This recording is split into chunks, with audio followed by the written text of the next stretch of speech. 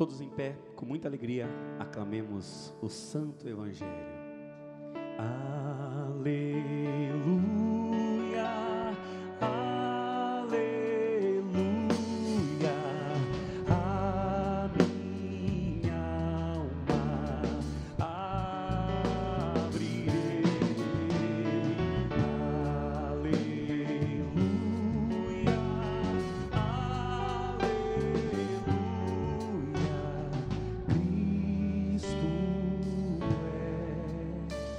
meu Rei. O Senhor esteja convosco. Ele está no meio de nós. Proclamação do Evangelho de Jesus Cristo, segundo Marcos. Glória a vós, Senhor. Naquele tempo, os discípulos de João Batista e os fariseus estavam jejuando.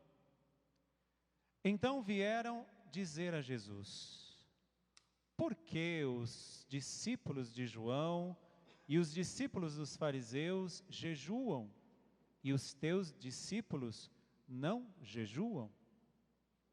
Jesus respondeu: os convidados de um casamento poderiam, por acaso, fazer jejum enquanto o noivo está com eles?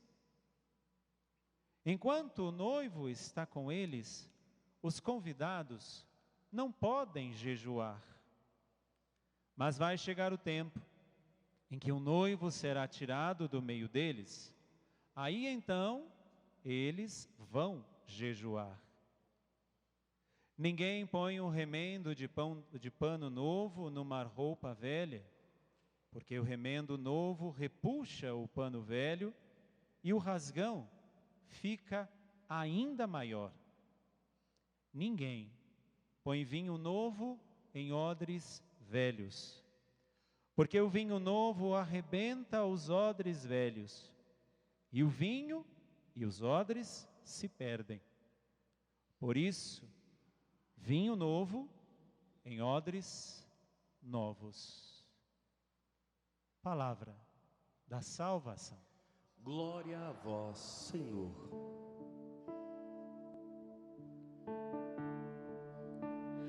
A todo homem que procede retamente,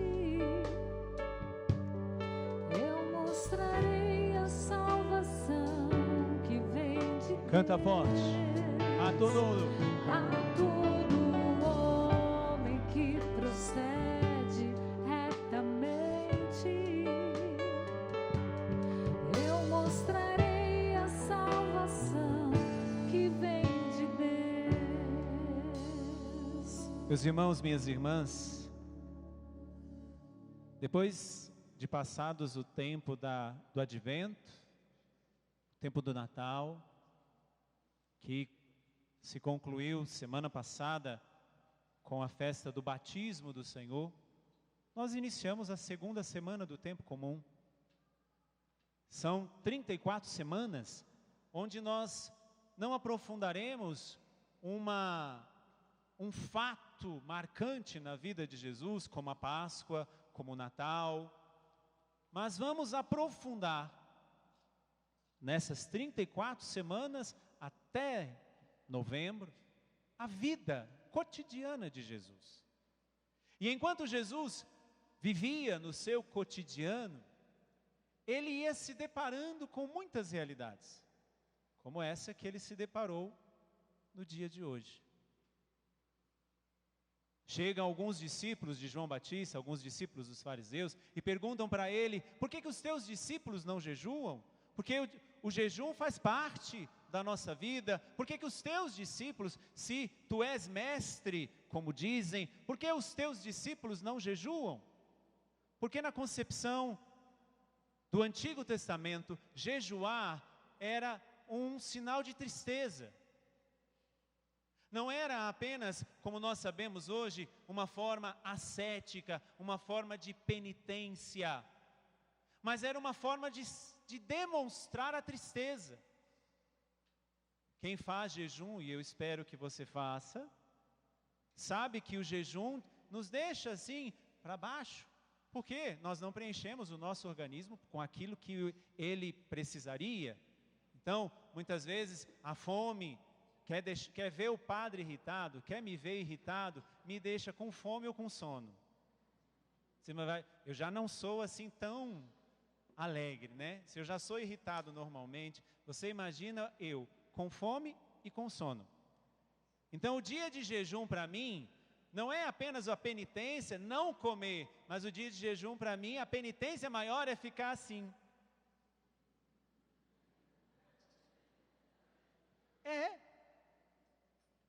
Porque o não alimentar-se nos deixa fracos. E isso, para o Antigo Testamento, era justamente a mentalidade que eles tinham. O jejum é para mostrar a sua tristeza, é para manifestar aquilo que você está triste, não somente, mas descontente, aquilo que você está em desacordo. O jejum era isso. Por isso que quando vão até Jesus e perguntam, mas por que os teus discípulos não jejuam? Mas não vão falar, por que os teus discípulos não fazem uma penitência, não fazem alguma coisa de se tornar uma pessoa melhor? Não, não é essa a pergunta. Por isso que Jesus compara o noivo. Ele se compara com o noivo. Eles podem fazer jejum numa festa? Ou seja, eles podem fazer jejum num ambiente alegre, feliz? Não podem. Então essa era a concepção deles.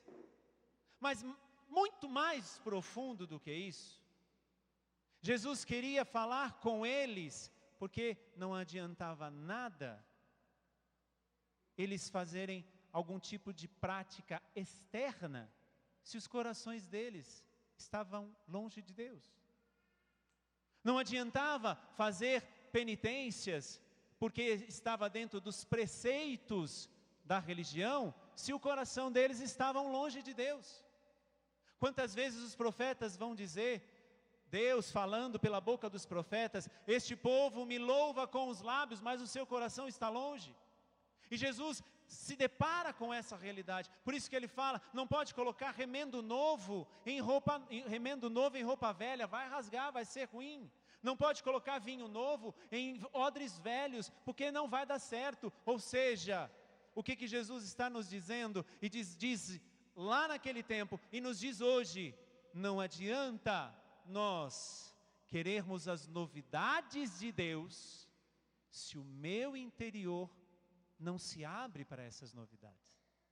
Eu não posso ser somente uma pessoa que pratica preceitos, que pratica coisas externas.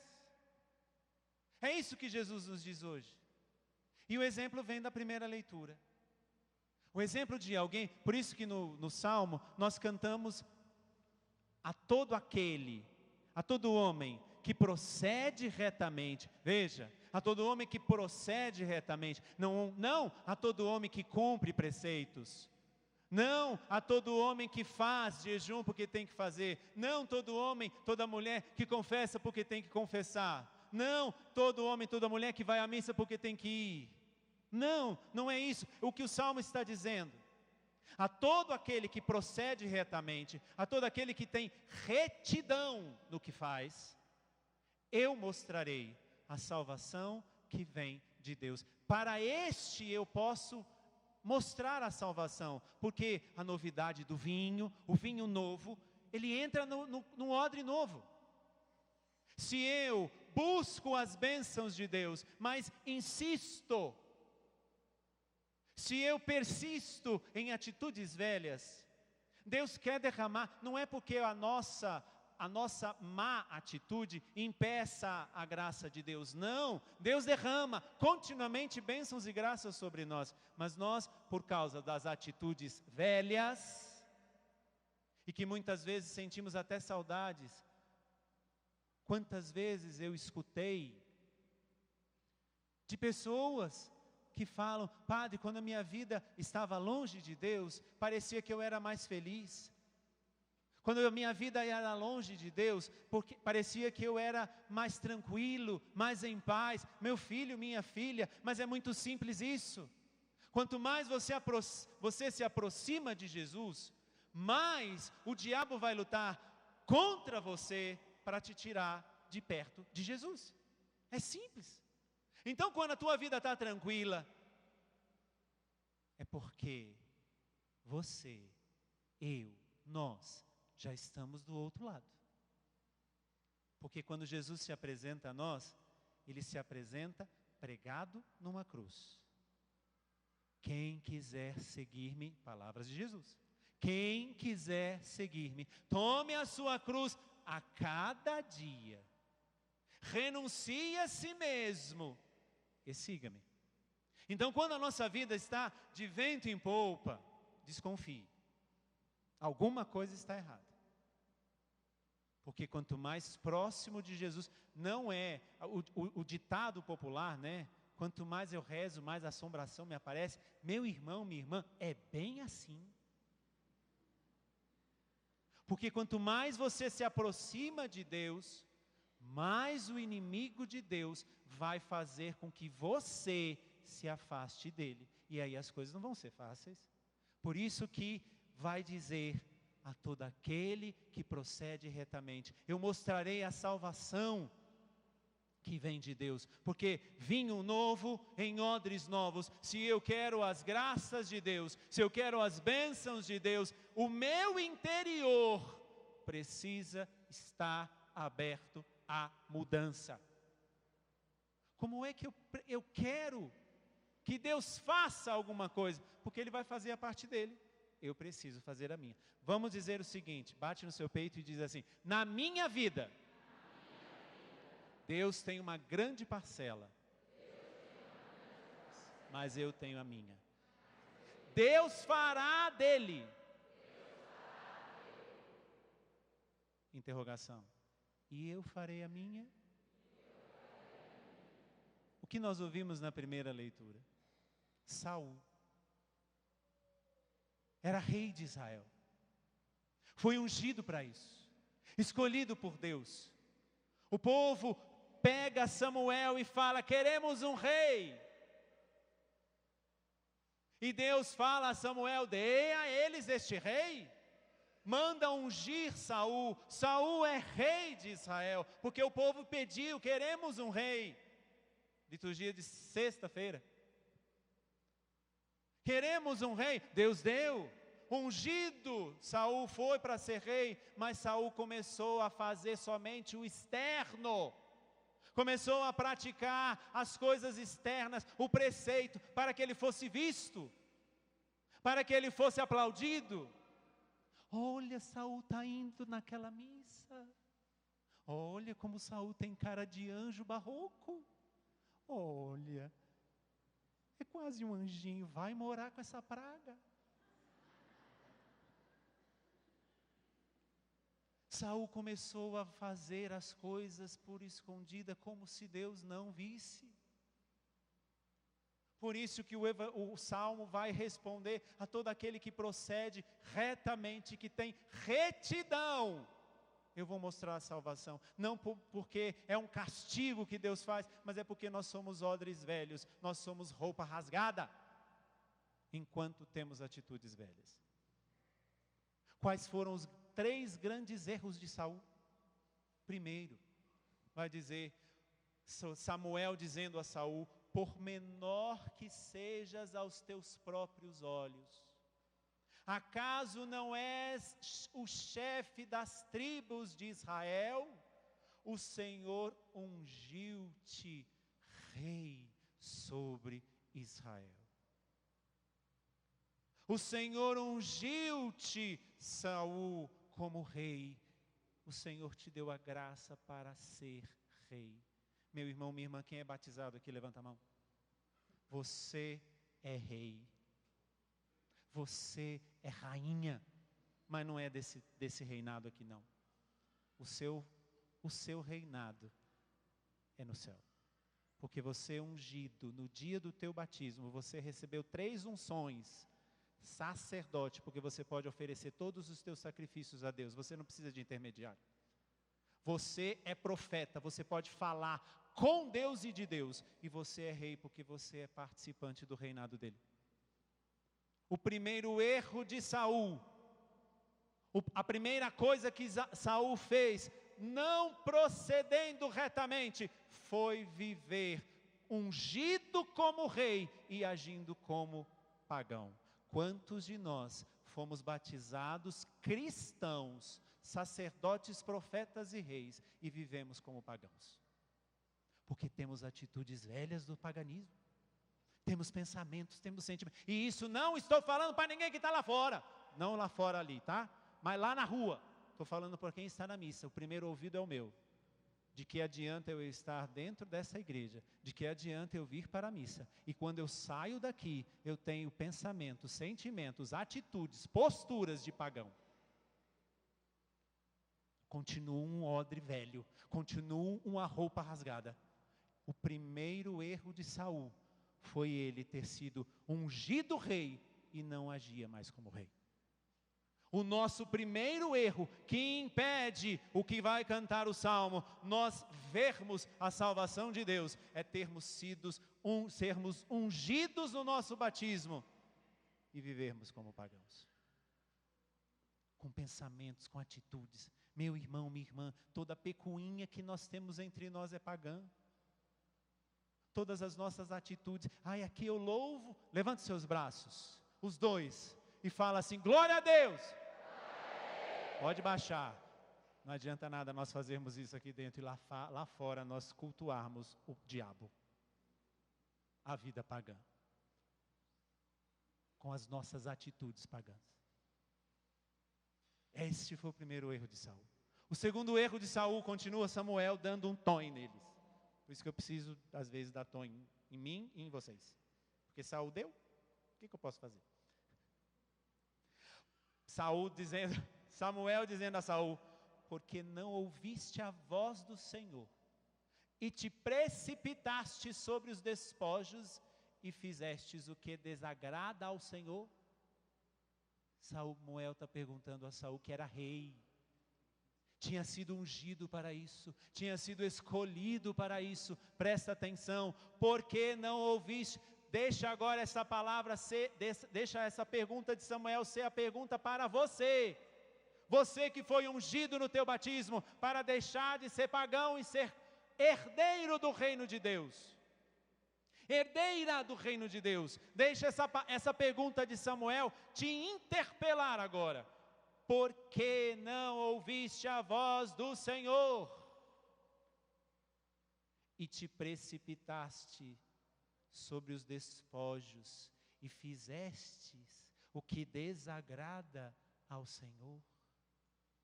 Segundo erro de Saul, foi a indiferença diante da majestade de Deus. Ele não ligou, tô nem aí para a majestade de Deus.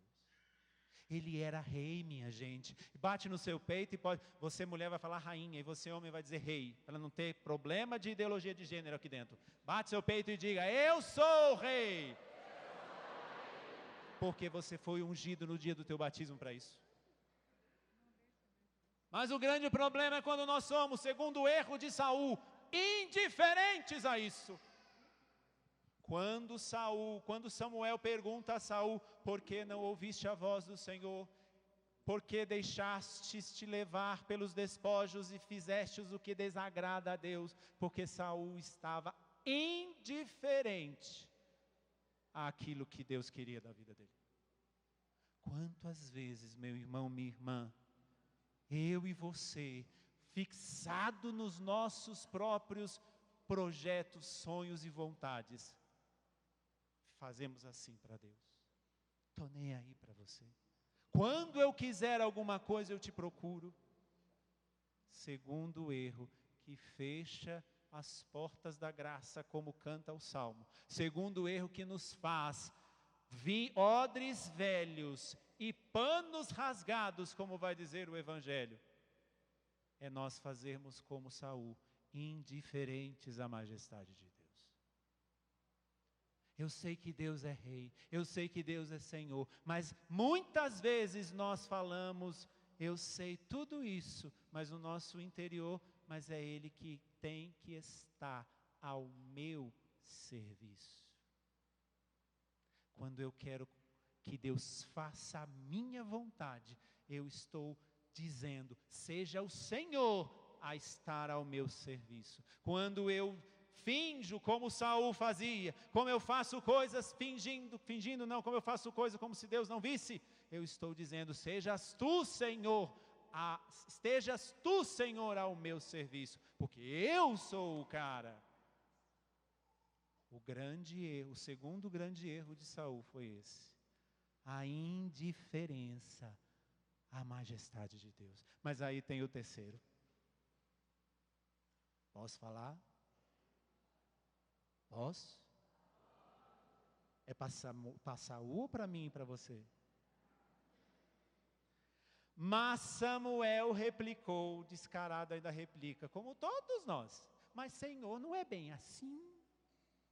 Mas Samuel replicou, o Senhor quer holocaustos e sacrifícios ou quer a obediência? Mas Samuel que replica, mas ou quer a obediência à sua palavra?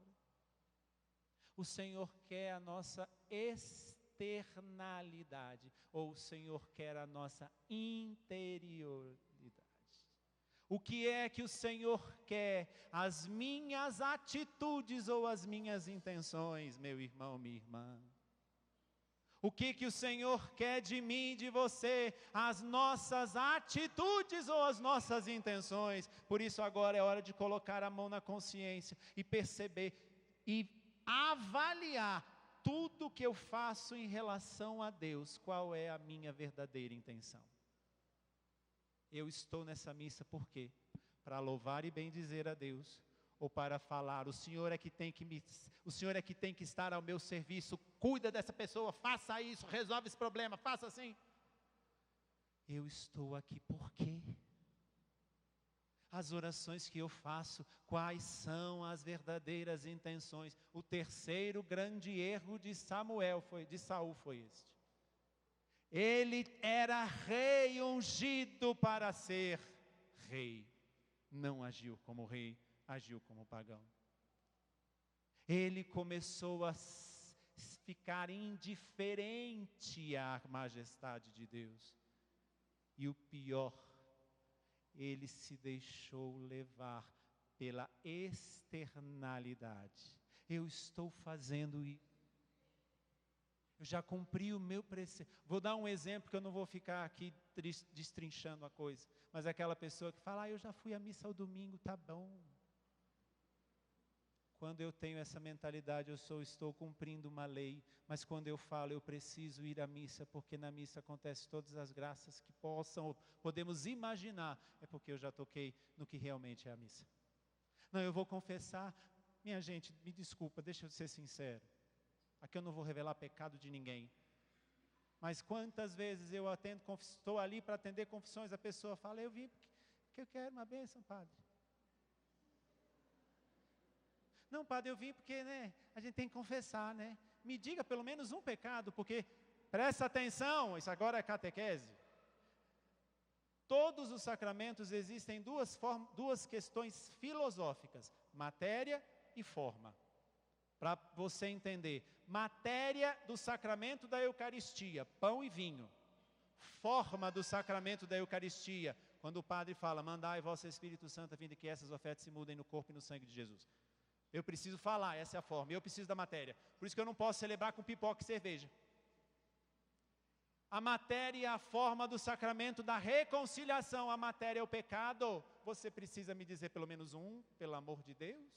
Não chegue no confessionário só porque você tem que confessar, porque senão você está caindo no mesmo erro de Saul, praticando somente o externo. Não, eu estou aqui, padre, porque todo mundo está me vendo confessar. O que adianta, meu irmão, minha irmã, se eu não vou poder nem te dar absolvição, porque você... Quais são os seus pecados? Ah, padre, eu não tenho pecado. Ai, minha Nossa Senhora da Badia. Aí quase que eu vou me prostrar diante da pessoa e falar graças e louvores se deem a todo momento. Porque eu estou diante do próprio Jesus Eucarístico. Não, padre, eu não tenho pecado, mas o senhor sabe. Sei o quê? Se você não me falar, eu não sei. Eu não sou um adivinho. Então não venha me dizer, padre, o senhor sabe, eu não sei. Não sei os seus pecados. Não tenho como, por exemplo, os grandes santos, como o Padre Pio, tinham o dom da ciência. Eu acho que eu ficaria extremamente constrangido se eu chegasse no confessionário onde estava Padre Pio e ele dissesse: seus pecados são esse. Então não me peça para que eu peça a Deus o dom este dom, porque se você vir ao confessionário e eu falar: os seus pecados são esse, eu não sei, e eu não quero saber, não tenho raiva, amo, quem sabe que é você. Não caiamos na externalidade das coisas, porque Deus não olha a nossa atitude, mas olha a nossa intenção. Quais são as suas reais intenções em buscar a Deus? Porque a todo homem que procede retamente, eu mostrarei a salvação que vem de Deus. Vamos ficar em pé? Meu irmão, minha irmã, você veio para essa missa para deixar de ser odre velho. Amém? Você veio para essa missa para deixar de ser pano velho rasgado, porque o Senhor não quer fazer apenas um remendo em você. Lembrei agora da passagem de Jeremias 18. Deus não quer quebrar você, Deus quer amolecer. Deus não quer pegar caquinhos, porque Ele poderia fazer dos caquinhos que somos, Ele poderia fazer um grande e lindo mosaico, porque Ele pode, Ele tem poder para isso, mas Ele quer amolecer você e fazer um vaso novo. Deixemos de ser odres velhos, porque Deus quer derramar sobre você o vinho novo. Deixemos de ser roupa rasgada, porque Deus não quer te fazer um remendo, Ele quer construir, Ele quer costurar uma nova roupa em você. Mas para isso, renuncie agora do fundo do teu coração o primeiro erro de Saul. Você foi ungido no dia do teu batismo.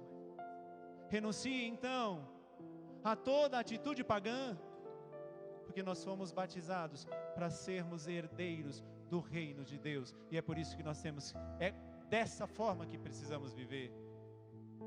Então tudo aquilo que eu vivo como pagão, todo pensamento, todo sentimento, tudo aquilo que dentro de mim ainda é pagão, eu preciso renunciar. Eu sei o que eu preciso renunciar, então eu quero te convidar agora a isso também. Com toda a sinceridade do teu coração, renuncie aquilo que é paganismo na tua vida, aquilo que são pensamentos, sentimentos, atitudes, posturas, vontades, desejos que são pagãos. Renuncie ao segundo erro de Saul. Você foi ungido para ser filho de Deus, herdeiro de Deus. Então, meu irmão, minha irmã, não ignore aquele que é maior do que você. Não ignore, pelo contrário, se coloque diante deste que te ama, que te quer bem, que te quer levantar nessa noite, que quer fazer de você um odre novo, que quer fazer de você uma roupa nova. Renuncie ao terceiro erro de Saul. Tudo aquilo que são apenas atitudes externas e tenha uma intenção única: servir,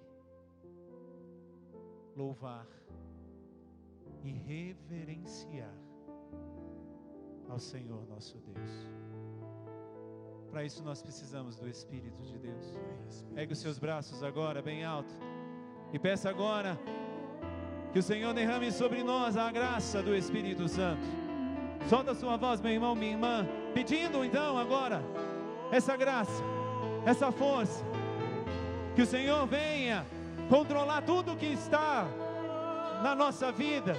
Peça agora esse Espírito Santo que venha ungir você mais uma vez, Peça o batismo no Espírito Santo. Peça uma efusão no Espírito Santo. Peça agora a graça de sair dessa missa como um odre novo, como uma roupa nova. Peça agora que o Senhor retire de você todas essas atitudes velhas, todas essas posturas velhas, todos esses pensamentos velhos, todos esses sentimentos velhos, tudo isso que tem te matado, meu irmão, minha irmã. Leva os seus braços para o alto e canta, clama, peça agora o Espírito Santo. Vem, Espírito Santo, vem, Espírito Santo, clame, peça. Espírito, cante.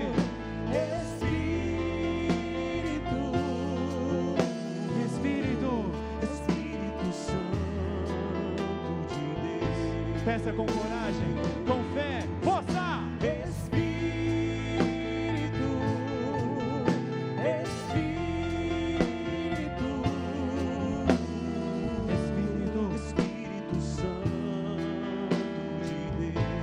Vem controlar todo o meu ser, canta! Vem controlar todo o meu ser. Vem dirigir, Senhor, o meu viver. Vem dirigir o meu viver. Peça sobre a sua cabeça o seu pensar. O meu pensar. O meu falar, Senhor. O meu falar. Sobre os nossos sentimentos. Sobre a nossa vida, a nossa postura. O meu agir. Ergue os braços e peça.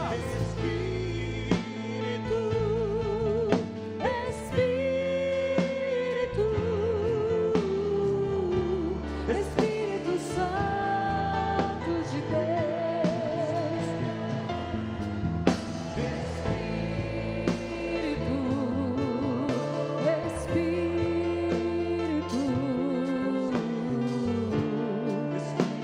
E agora, pega tudo isso com a oração do Espírito. Solta a voz agora no Espírito.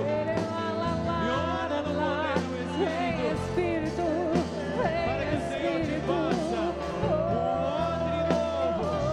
Para que o Senhor te faça uma roupa nova.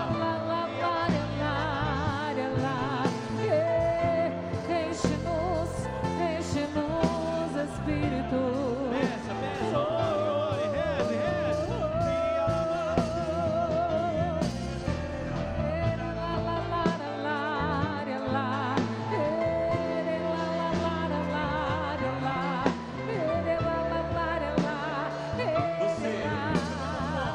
Espírito Santo de Deus, vem sobre nós. Espírito. Força.